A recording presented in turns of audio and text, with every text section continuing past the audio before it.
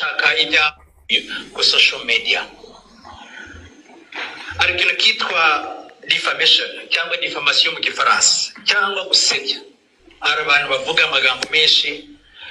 Unfortunately, malheureusement nuko mu myaka ishize icyo cyaha cyabaga mu mategeko y'u Rwanda ariko ubu ngubu cyo bakibanyeho ukubeshyira ngo waravuze ngo uri inshuti ngo yaribu rwose uwo mugabo ko ntaravugana nawe ibyo bintu aba ntaramubwiriye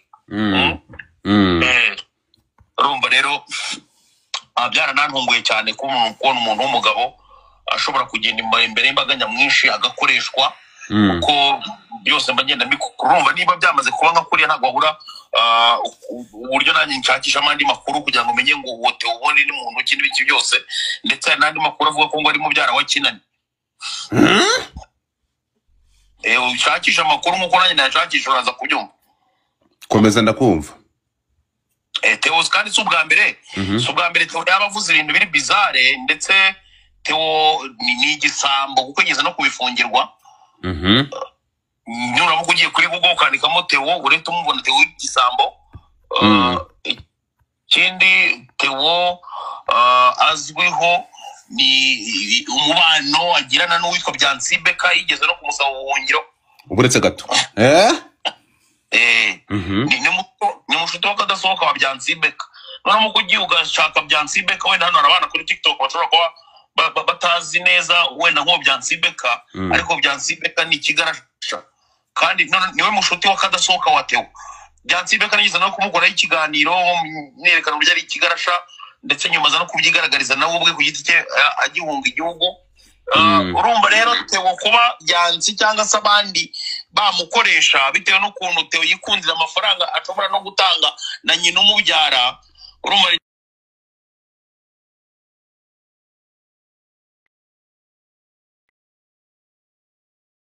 gusa ninda nini nyine bamukoresheje ndetse uze gucunga neza aho bakoreraga ira press conference umuntu wari uhagararanye na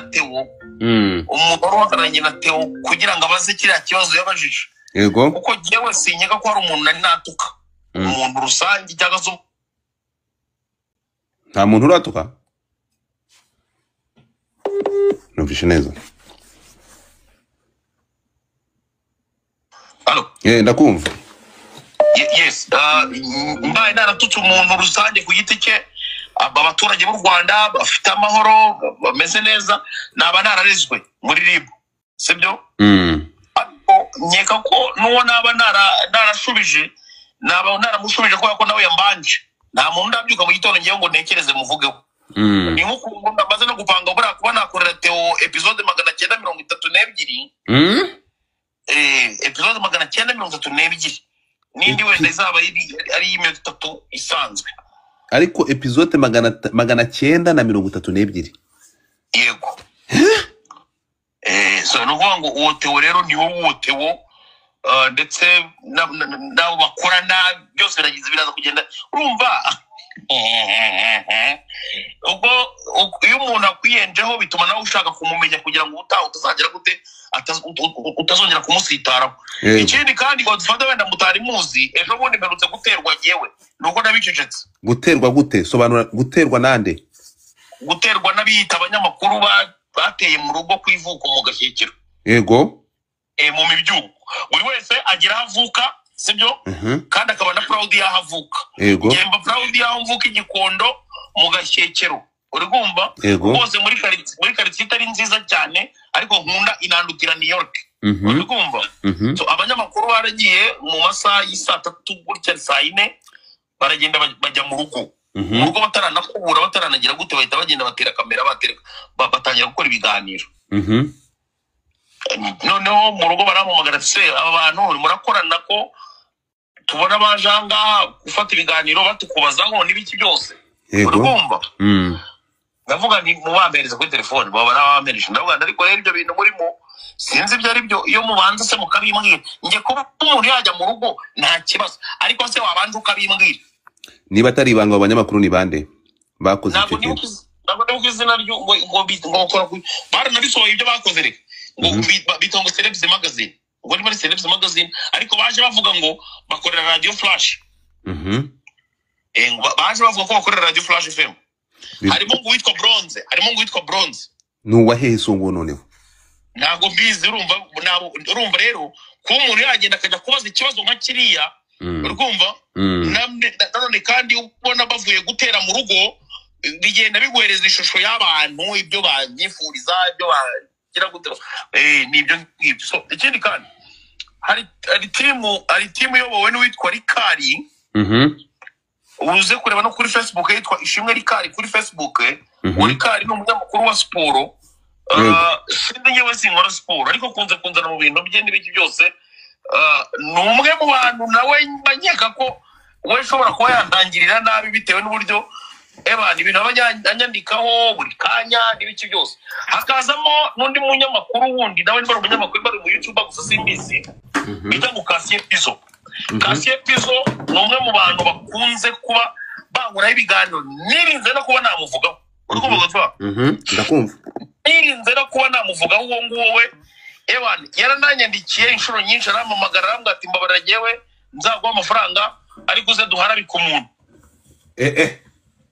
abikubwirira gutyo umuntu bashaka guharabika ninde ntago nigeze muheza time yo kuvugana nawe urumva niba umuntu yaragiye hostinga abitwa ba Karegeye inshuro nyinshi uri kumva Karegeye yego abitwa ba Karegeye inshuro nyinshi Karegeye akaza anyacyuzinga gukorana na RIB buri munsi kandi nizo mvugo Karegeye akunda gukoresha no kuvuga ibindi bintu biremereye cyane. Uwo muntu yena ko namuhereza time no kuvuga ngo jewe abo bahungu banabonye icyanyita barabirangiza ko ariko nyine nuko turi mu gihugu cy'umutekano ndetse tukaba tunarimbwa n'Imana Uwiteka nyirigira.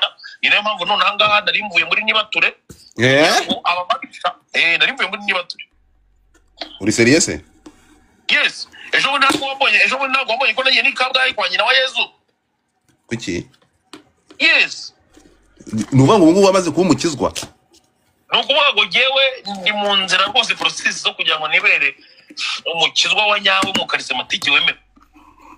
Hanyuma ibingibi nyuma yuko uyu muntu agutoyeho igitero navuga ko ari igitero simusiga ariko noneho agakoresha amagambo twumvishe arakoresha reference y'abantu kugeza amasaha batari shyashya. Ntutekereza ko urugamba wahagurukiye rushobora kukubera ingorabahizi? No kuvuga ngo jewe narakubwiye Godfather iyo ndwaniye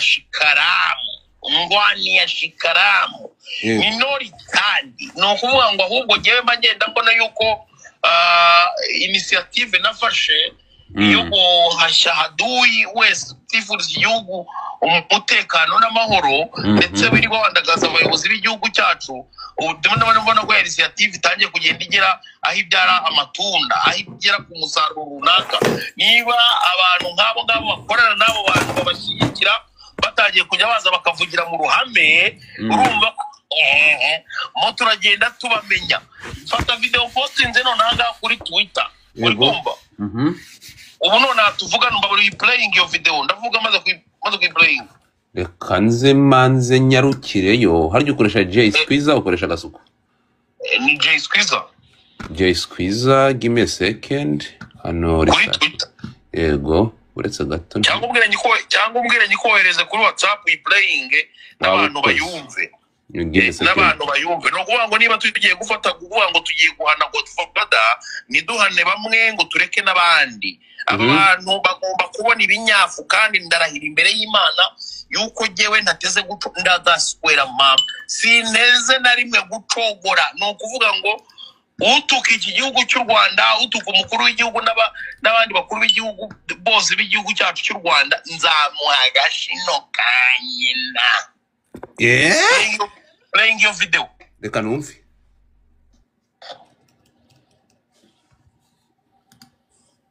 Ntabwo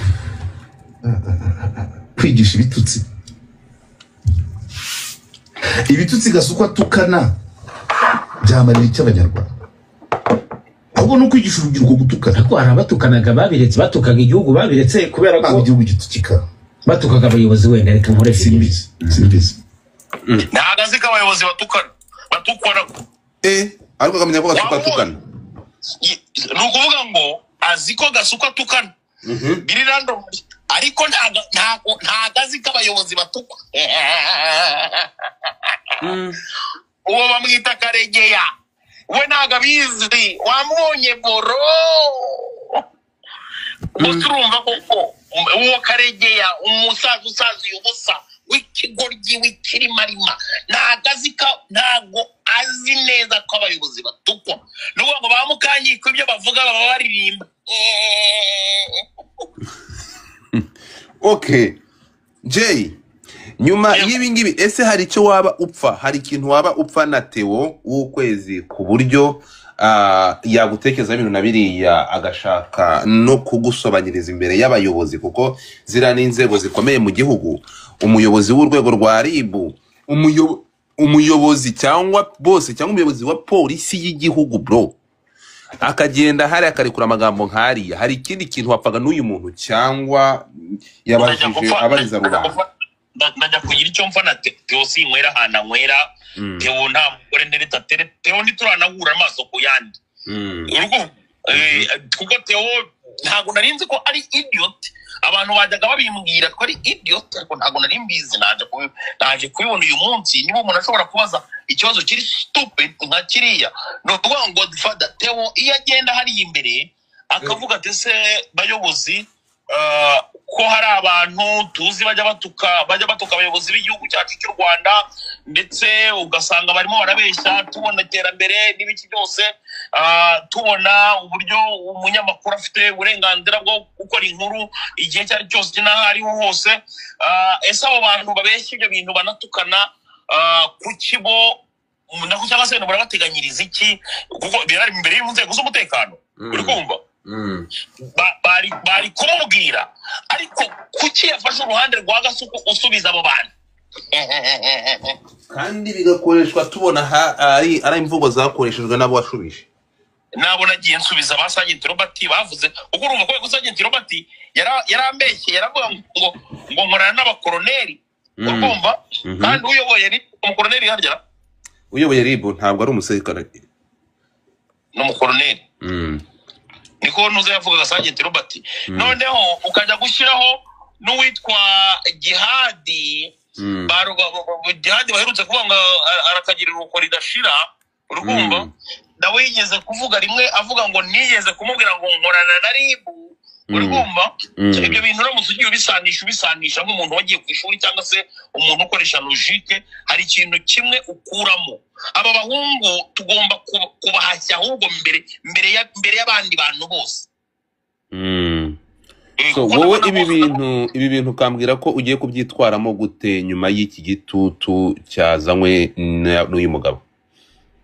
Njyewe ubundi ndakomeza kubaho nk'uko mbayeho, nta muturage nari natuka, ntibiteze no kubaho uko abagabo nta mikino bagira, ngira ngo urabizi Godfather, nagiye mbikora nyinshi ndakubwira ni aba bagabo ebane nta mikino bagira, iyo baramuka bakubonyeho ikintu cyo guhohotera abaturage babo, ikintu cyo kuba wahungiye umutekano w'abaturage babo, ahantu bakubika rwose ni nk'ara Jihad arimo aragana, uri kumva yewe hanyuma ibisubizo byasubijwe n'abayobozi, yaba umuvugizi wa RIB yaba n'umuyobozi wa polisi, umuyobozi wa RIB n'umuyobozi wa polisi, ibisubizo batanze byo babyakiriye gute Jay?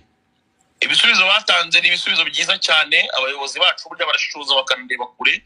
Ni ukuvuga ngo iyo bagusanganye ikosa, kuko umuvugizi wa RIB yaravuze ati ariko rero ibyo bintu byo gutukana n'ibiki byose twabiburiye inyito muri code penal, sinzi urumva babiburiye inyito, ariko bagiye kugenda babyiteho, uri kumva kuvuga ngo bano bagabo ntibajya batinda, kuko umukuru wa polisi we yaravuze ngo twabyanditse, babyanditse nyine, urumva ngo icyo nacyo ni ikintu bagiye kwitaho, uri kumva noneho Mirenge ubwirwa nawe ugomba kuba uri menge nyine, niba hari ibyo wakoragamo amakosa ubizi neza ko ari amakosa, ni vuba ugomba guhita uhindura, udahinduye nyine direct. Bafite ahantu hanini cyane abantu bashobora gucumbikirwa, ukarya neza ukanaryama.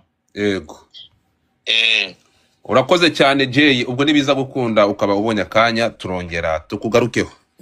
Asante sana Jay Squeezer ati mama yake na muzala mama bya bintu birakomeye mba ndoga sunzu ayaba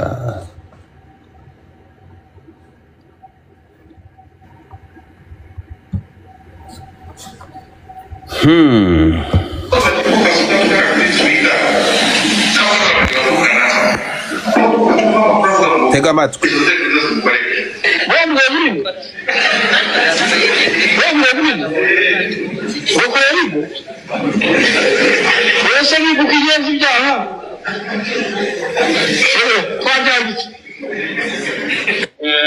Theo yavuze Theo nashanganga reka ngwe butumwa Theo nashangwe butumwa ubwire uwo muntu umva yuko ngo inshuti yacu arumva yuko ngo ashobora gukora ibyo yishakiye avuga ibyo yishakiye kubera ko ari inshuti yari nta nshuti ngewe ngo ntabwo ari inshuti yanjye reka banze bibe very clear kandi nta muntu n'umwe ujura amategeko ariko mubwire nashaka ko bibe very clear mubwire yuko ngo iminsi ye turimo kwibara gutya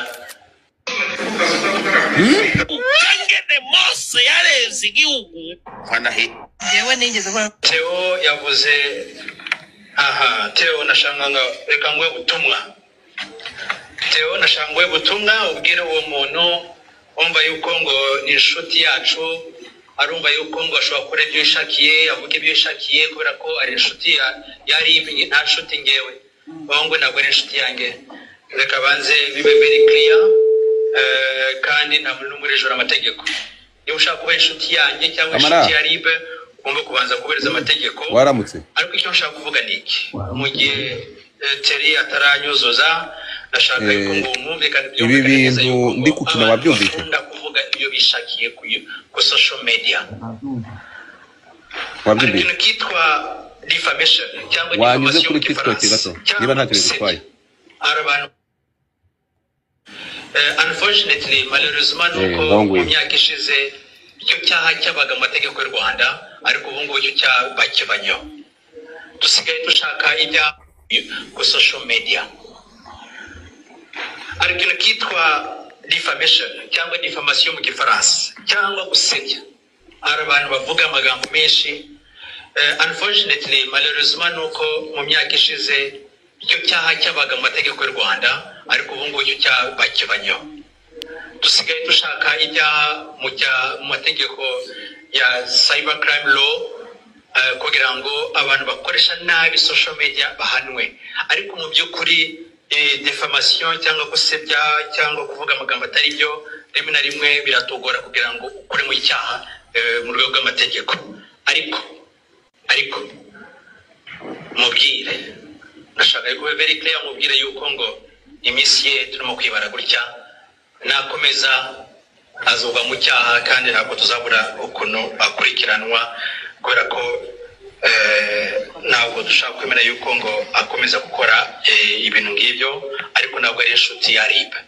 ibyo ngibyo ndabikwizeza ntabwo ari inshuti yacu twebwe inshuti yacu n'abantu bakora neza bakore mu buryo n'amategeko kandi baduha amakuru mu buryo bwiza mu by'ukuri ugeranyije yayise pornography ariko ngo wenda turabifata muri rusange amashusho y'urukozasoni ubwo ngubwo birumvikana na amashusho yose adakwiriye kuba ari ku mbuga nkoranyambaga hari igikorwa nuko hari ubukangurambaga bwo icyambere kubwira abantu kutayashyiraho ariko hariho abagerageza kuyashyiraho bihishe inyuma y'imbuga nkoranyambaga za catfish aho adashyiraho izina rye adashyiraho ariko ibyo byose igikorwa nuko birwanwa aho bigaragaye ibyo nashakaga nabyumvishe. Good morning my people, ubu turatangiye sasa, mumeze mute?